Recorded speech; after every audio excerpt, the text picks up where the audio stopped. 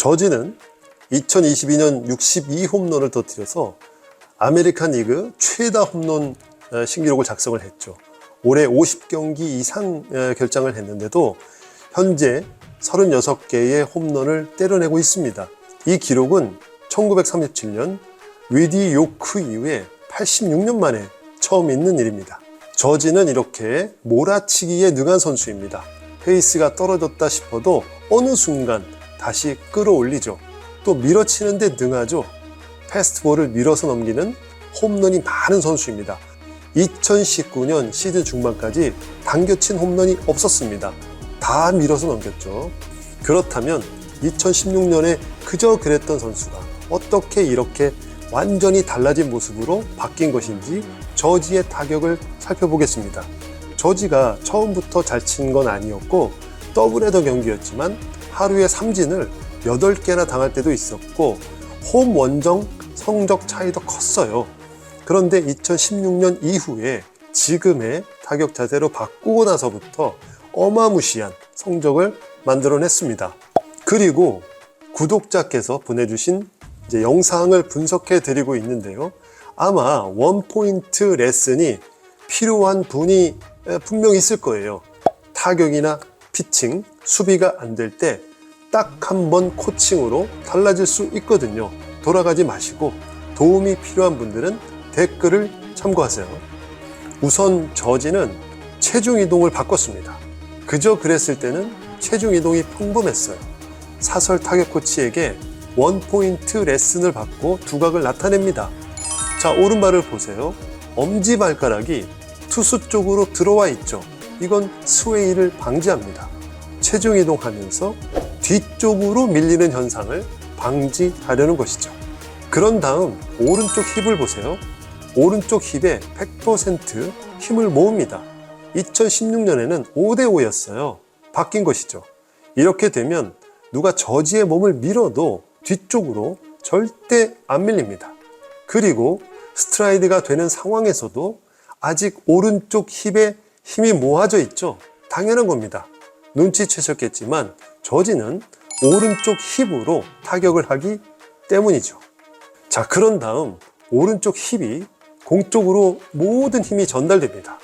2022년에 저지가 62개 홈런을 때려냈죠.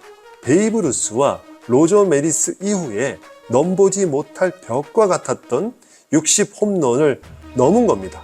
물론 베리 본즈, 세미 소사, 맥과이어가 쳐내기도 했지만 그때는 약물의 시대였죠. 저지는 극심한 투고 타저 시즌에도 62개를 때려낸 겁니다. 이 오른쪽 힙에 힘을 그대로 전달하면서 거대한 힘을 만들어낸 거죠. 이번에는 구독자 이상현님의 타격을 보겠습니다. 휴대폰으로 간단하게 촬영해서 보내주시면 이렇게 분석을 해드립니다. 연습 스윙이나 투구 모션 영상이라도 분석은 가능합니다. 이상현님의 타격을 처음 봤을 때 기본이 탄탄한 스윙을 가지고 있어서 놀랐습니다. 아마도 동호인 시합을 하면 한 경기에 두세 개 정도는 매번 좋은 타격을 할 것으로 보여집니다. 다만 일반인과 선수가 다른 점은 하체를 사용하는 방법에 있습니다. 선수들은 하체 이동이 안 되면 실제 타격을 시키지 않아요. 하지만 일반인은 공을 때려야 타격이지 연습은 타격이 아닌 거죠. 그래서 아무래도 하체로 힘을 쓰는 동작이 서투를 수밖에 없습니다. 특히 이상현님은 넓은 스탠스를 취하고 있죠. 넓은 스탠스를 취하려는 분들의 심리는 공을 일단 맞히려는 데 있어요. 아무래도 연습은 부족하고 동호인 경기에서는 잘해야 하니까 어쩔 수 없을 겁니다.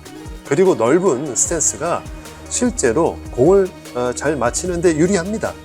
이게 넓은 스탠스의 장점이죠. 그런데 스트라이드의 폭이 큽니다. 그래서 전체적인 스탠스의 폭이 지나치게 넓어졌어요. 이럴 때 문제는 하체에 힘을 쓰지 못하는 거죠. 힘을 쓰려고 스트라이드를 했는데 오히려 스트라이드 때문에 하체 힘을 쓰지 못하게 됩니다. 자, 여기를 보실까요? 상체로만 타격을 하고 있고 하체는 힘을 쓰지 못하고 있는 겁니다. 그래서 해결책을 제시할게요. 스트라이드 폭을 한 족장, 그러니까 발 사이즈가 280이라면 그만큼만 스트라이드 폭을 줄이는 겁니다. 이 정도가 되겠네요. 그러면 28cm만큼 힙의 힘을 쓸 수 있게 됩니다. 이렇게 되면 하체로 타격을 하면서 비거리가 몰라보게 늘 것입니다.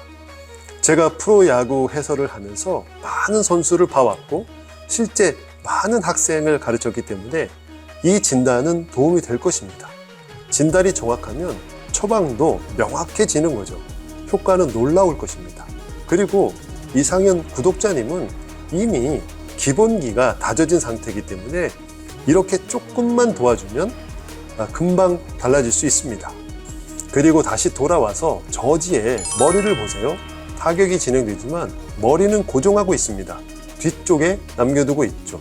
다수의 타자는 몸이 중심 이동이 되면서 머리도 앞쪽으로 쏠리게 됩니다.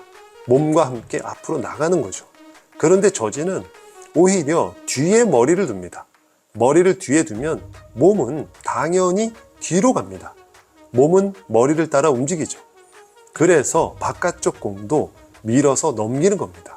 저지는 타격을 할 때 이루수에게 보낸다고 생각을 합니다. 머리 뒤쪽에 두기 때문에 가능한 일이죠.